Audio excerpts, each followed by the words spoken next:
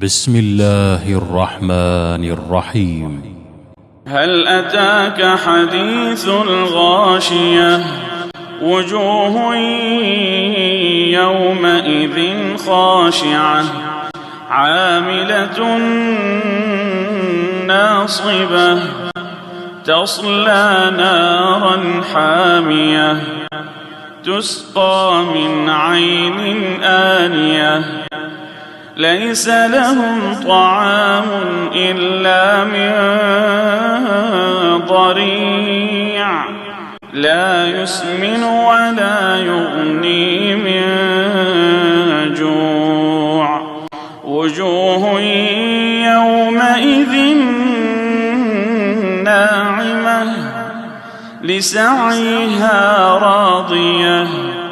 في جنة عالية لا تسمع فيها لاغية فيها عين جارية فيها سرر مرفوعة وأكواب موضوعة ونمارق مصفوفة وزرابي مبثوثة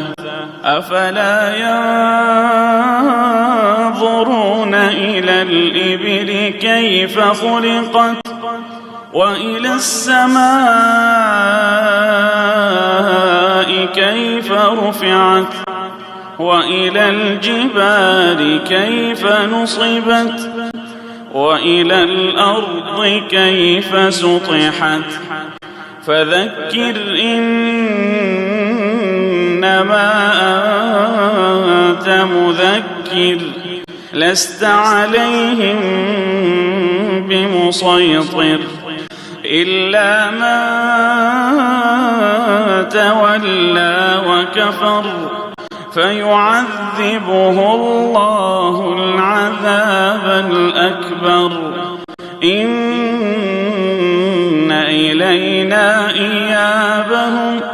ثم إن علينا حسابهم.